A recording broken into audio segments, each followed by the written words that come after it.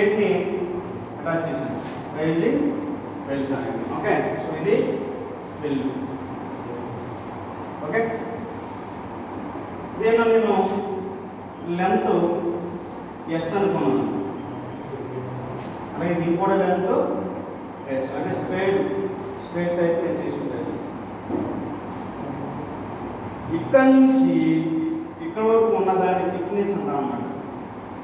దీన్ని థిక్నెస్ అంటాం అన్నమాట. అర్థమైందా? సో ఇది సేమ్ అవుతే ఇది సేమ్ అవుతే అంటే ఈ లెంత్ సేమ్ అవుతుంది. ఇక్కడ ఉన్న యాంగిల్ ఇది పర్పెండిక్యులర్ లైన్ కాదు, ఇక్కడ ఉన్న యాంగిల్ ఏమవుతుంది? వెరీ గుడ్, 45 అవుతుంది. ఇప్పుడు 45. ఇప్పుడు టీ, సో ఎస్ మనం టీ ఎలా రాయొచ్చు? ఎస్ సైన్ 40 అంటే ఎస్ అర్థమైందా? సైన్ 40 అంటే సైన్ 45 అంటే ఎంత? 0.707. అంతే కదా? ఒకసారి సైన్ 45 ఎంత? 0.707. ఓకే, అంటే థిక్నెస్ కి ఎస్ కి రిలేషన్ అన్నమాట. థిక్నెస్ కి ఎస్ కి relation. T thickness T is equal to దీని ఎలా రిజాల్వ్ చేసినా కాస్ ఆ సైన్ ఏదైనా అవ్వచ్చు, రెండు వాల్యూస్ ఒకలా వస్తుంది. దీన్ని ఎలా రిజాల్వ్ చేసినప్పుడు థిక్నెస్ అవుతుంది కదా, T is equal to S sine 45 అంటే 0.707. ఇప్పుడు ఏరియా ఆఫ్ ద వెల్ ఎలా చెప్తాం? ఏరియా ఆఫ్ ద వెల్ ఎలా చెప్తాం? A is equal to thickness into its length. ఎంత లెంత్ వరకు అదే కదా area. Thickness into length L. ఇక్కడ థిక్నెస్ అంటే ఎంత? 0.707 ఎస్ ఇంటూ ఎల్ పెట్టుకోండి. Area is equal to 0.707 into S into L. ఇది single joint area of the weld. నేను మాట్లాడేది ఏరియా ఆఫ్ ద వెల్. ఇప్పుడు డబుల్ అనుకోండి, అంటే ఇక్కడ కూడా చేసాను అనుకోండి, అప్పుడు ఏమవుతుంది? 2 very good, 2 into area of the well. Okay, very good, 2 areas అవుతాయి అన్నమాట వెల్. ఓకే, సో నేను చెప్తాను చూడండి ఒకసారి. ప్రాబ్లం చెప్పినప్పుడు ఇవన్నీ మీకు అర్థమవుతుంది. చూడండి ఒకసారి పైన ఏమన్నా మాట్లాడాడు చూడండి ఒకసారి. A plate 100 mm wide. ఒక ప్లేట్ ఉందంట, దాని యొక్క విడ్త్ వైడ్ అంటే విడ్త్ ఎంత ఉందంట? 100 mm ఉందంట. అండ్ ఈస్ 12.5 థిక్, అంటే థిక్నెస్ ఎంత ఉంది అంటే, సో నేను చెప్పాను ఇది ఒక ప్లేట్ అనుకుంటే కానీ. ఓకే, సో దీని యొక్క విడ్త్ ఎంత ఇచ్చాడు? 100 mm.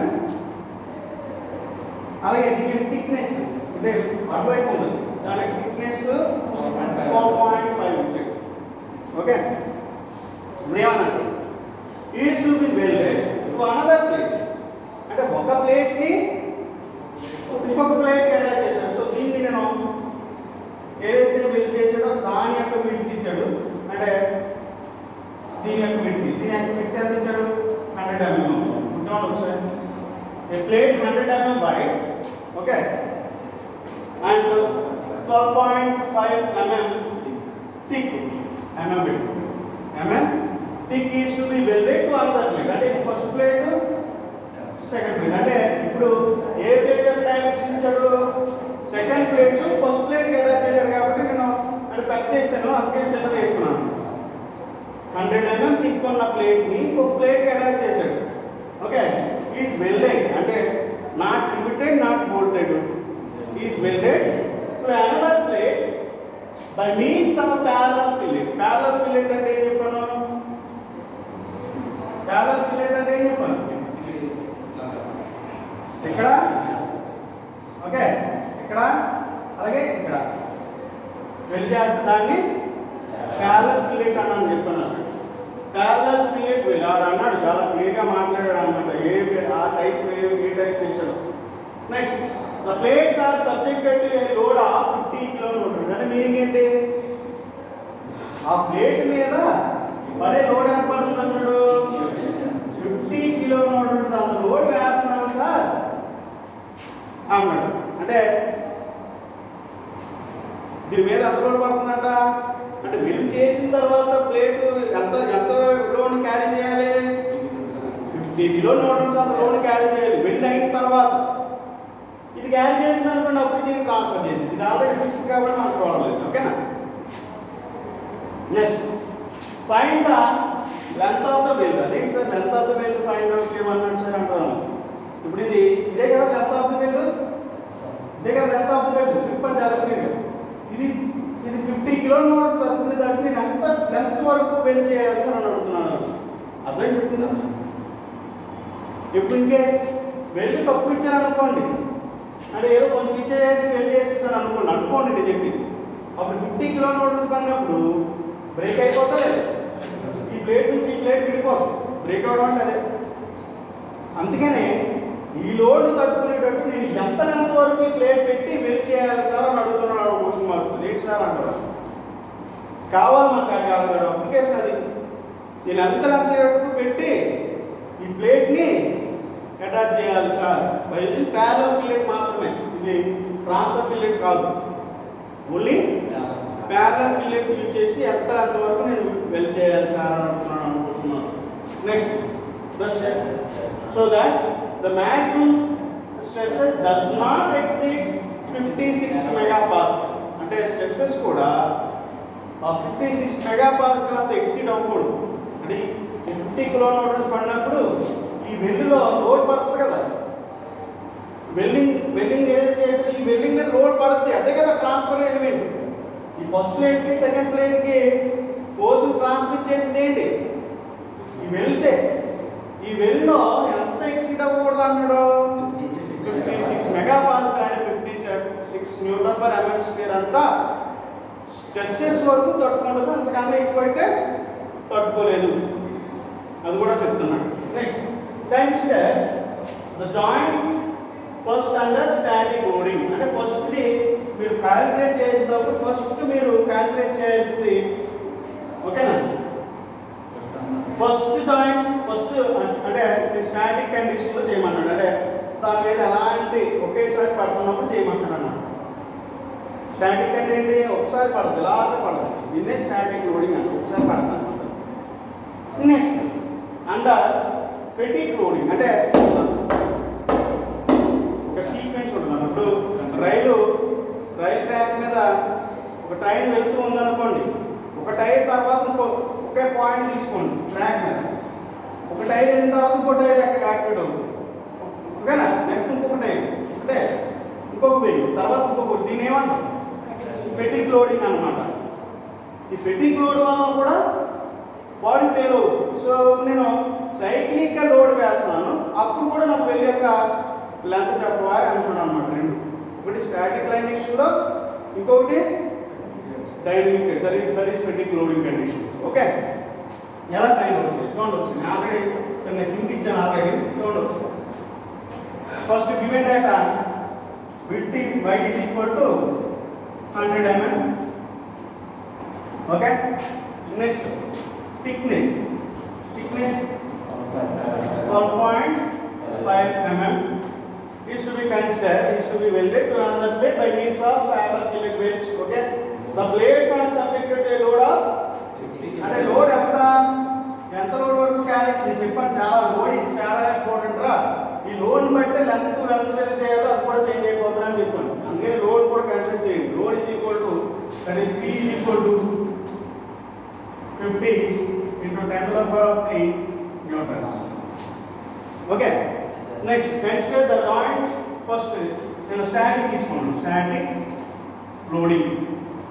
ఓకే, అంటే ఒకేసారి వేసి వదిలేయడం అన్నమాట. ఓకే, నెక్స్ట్ నాకు తెలుసు shear stress is equal to అంటే ఇంట్లో పడే లోడ్ ఏంటి? ఆ రెండు ఇలా ఇలా ఇలా యాక్ట్ అవుతుంది వెల్డ్ మీద. ఈ లోడ్ ఏంటి? అప్లై టెన్జైల్ అయినా దీంట్లో మాత్రం ఈ 2 ప్లేట్స్ మధ్యలో మాత్రం షీరింగ్ యాక్ట్ అవుతుంది. ఓకేనా, షీరింగ్ అండ్ ప్లేట్లు అయితే టెన్జైల్. ఓకేనా ఓకేనా వెల్డ్ ఏదైతే రెండింటి మధ్యలో వెళ్ళే కదా మనం డిజైన్ చేసింది. సో అందుకనే వెల్డ్ దాని మీద ఏ లోడ్ పడుతుంది, షీరింగ్ లోడ్ పడుతుంది. గుర్తుపెట్టుకోండి, shearing load force per unit area. Okay, area అంటే మనకు తెలుసు, వెల్డ్ యొక్క ఏరియా ఎంత. సో ఫోర్స్ ఎంత, ఎందుకే 50 × 10⁻³ ఏరియా ఎంత 0.707 S × L. అదే కదా ఏరియా అంటే. ఏరియా అంటే వెల్డింగ్ యొక్క ఏరియా. నేను అదే చెప్పాను, వెల్డింగ్ ఇదే కదా రెసిస్ట్ చేసింది. ఏ లోడ్ని, ఈ లోడ్ని రెసిస్ట్ చేసింది ఈ ఏరియా కదా, అందుకని ఆ ఏరియా మాత్రం వేసుకున్నాను. అలాగే షియర్ స్ట్రెస్ ఎంత ఇచ్చాడు, it does not exceed 56.56 megapascal. That is 56 110 mm². That is 50. ఇది అంతది 56. ఓకే, సో చూడండి ఒకసారి మనకి కావాల్సింది వచ్చేది చూడండి ఒకసారి. ఓకే, అంటే 50 × 50. సో మనకు కావాల్సింది ఎల్లు. So 50 × 10⁻³ whole by. సో దాని యొక్క దిక్కు వెల్డ్ యొక్క థిక్నెస్ ఇచ్చాడు, అది 0.707 × 12.5 × 56.56. ఎంత వచ్చింది లెంత్ ఆఫ్ ద వెల్డ్ చెప్పండి ఒకసారి.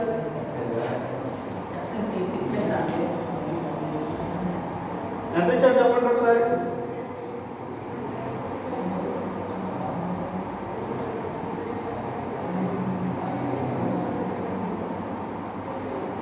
ఇది థిక్నెస్ ఆఫ్ ద ప్లేట్ అన్నమాట. ప్లేట్ ఇది వైట్ పెట్టే కదా, ఇక్కడ ఎస్ఏ కదా, ఇది ప్లేట్ యొక్క థిక్నెస్ అంటే ఎస్ఏ ఇది. ఓకేనా, పెట్టుకోండి. ఎంత వచ్చింది. సో నెక్స్ట్ చూడండి ఒకసారి, డబుల్ ఫిల్లెట్ అన్నారు కదా, ఏరియాస్ ఎన్ని పెట్టాలి, 2. Very good, 2 areas. ఓకేనా, బై 2 ఏరియాస్ అయిపోతాయి 50.5 mm. Okay, length of the weld ఎంత పెట్టాలి, 50 అంటే 5 సెంటీమీటర్ వరకు ప్లేట్ని వెల్డ్ చేయాల్సి వస్తున్నాం. లెంత్ ఆఫ్ ద వెల్డ్ ఇది ఓన్లీ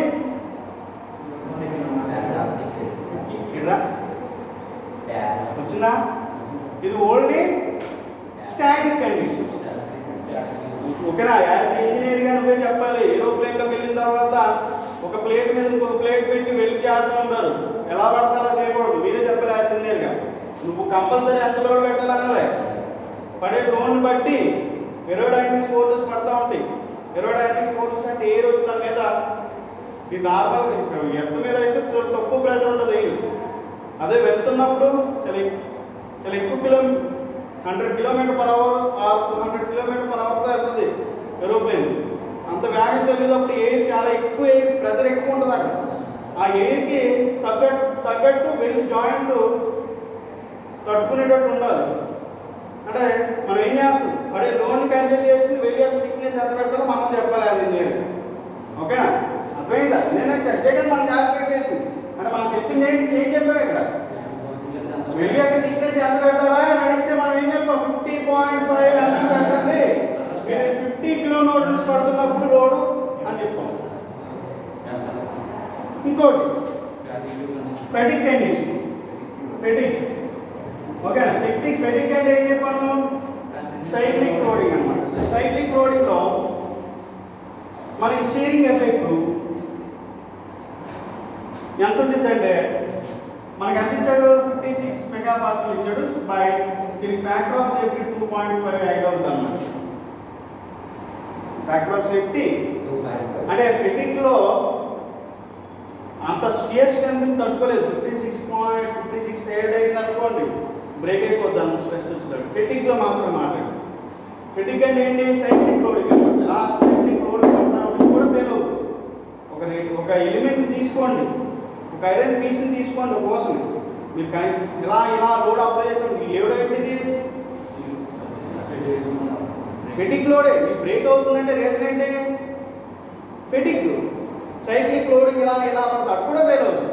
ఇప్పుడు అదేమన్నాడు, ఇదే కాంపోనెంట్ని నేను ఫెటిక్ యూజ్ చేశాను, అంటే ఈ లోడ్ని ఫెటిక్ యూజ్ చేశాను, సైక్లిక్గా పడుతుంది. అదే లోడ్ సైక్లిక్గా పడుతుంది. ఉన్న స్ట్రెంత్ షియర్ స్ట్రెంత్ అంత ఉండదు, బికాస్ ఆఫ్ హీట్ ప్రొడ్యూస్ అవ్వచ్చు, లేకపోతే అవి కరిగిపోవచ్చు. ఓకేనా? సో ఎంత వచ్చింది చెప్పండి? ఇది 22.4 Newton per mm square. Okay, so ఈ షియర్ స్ట్రెస్ తీసుకుని మళ్ళీ same shear stress is equal to force per unit area. ఓకేనా? షియర్ స్ట్రెస్ ఏమైంది ఇప్పుడు? 22.4 అయింది. ఫోర్స్ ఈ సేమ్. ఫోర్స్ ఎంత? ఫోర్స్ ఎంత? 50 into 10 to the power of 3. Area 2 into 0.707 into S into L. ఇప్పుడు L కూడా ఫైండ్ అవుట్ చేయండి. నెక్స్ట్ ఇంకోటి ఇక్కడ నేను ఇచ్చిన కాన్సెప్ట్ చెప్తాను. L is equal to L వచ్చింది చెప్పండి. ఇది S ఏమో 12.5 అంటే 126.8 mm. అదేంటి సార్ ఇక్కడ మరి తక్కువ లెంత్ వచ్చింది, ఇక్కడ మరి ఎక్కువ లెంత్ వచ్చిందంటే పడేది లోడ్ ఫెటిక్ అనుకోండి, ఇక్కడ పెంచండి లెంత్ ఆఫ్ ద వెల్డింగ్ పెంచాలి. లేదు ఓన్లీ స్టాండింగ్ పడుతుంది, ఒకసారి పడి వదిలిపోతుంది, వదిలేసింది అనుకోండి 20 into 10. నెక్స్ట్ ఇంకోటి చిన్న కాన్సెప్ట్ చూడండి. ఇక్కడ దీనికి లెంత్ ఆఫ్ ద వెల్కి కంపల్సరీ 15.5 అండ్ థిక్నెస్ యాడ్ చేయండి. ఇది ఎందుకు సార్ అంటారు, స్టార్టింగ్కి ఎండింగ్కి కంపల్సరీ యాడ్ చేయాలి. స్టార్టింగ్కి ఎండింగ్కి, ఎందుకంటే మనం ఈ లోడ్ని తగ్గట్టు లెంత్ ఎంత పెడుతున్నాం ఇదే పెడతాం కదా.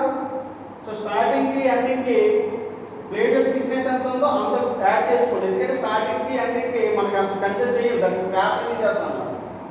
ఒకసారి స్టార్ట్ అవగానే లెంత్ 50.5 పెట్టి స్టార్ట్ అవగానే పెట్టామన్నప్పుడు అప్పుడు తగ్గిపోతాం అనమాట వెళ్ళి. ఓకేనా? సో అందుకనే యాడ్ చేసుకోండి. అలాగే దీనికి కూడా యాడ్ చేసుకోండి. అది ఈక్వల్ టు 126.8 ప్లస్ 12.5 ఏంటి ఎంత వచ్చింది? 63 mm. ఇది 139.3 mm. ఓకేనా? ఇదేమో ఫెటిక్ లోడింగ్, ఇది స్టాటిక్. సో చాలా చాలా చాలా ఇంపార్టెంట్. కంపల్సరీ అడుగుతున్నాడు, ప్రతి దాంట్లో అడుగుతున్నాడు ఇలాంటి టైం క్వశ్చన్. ఏం డిసైడ్ చేసేందుకు పడే లోన్ బట్టి లెంత్ ఆఫ్ ద వెల్డ్ ఎంత పెట్టాలని డిసైడ్ చేయాలి. ఓకేనా?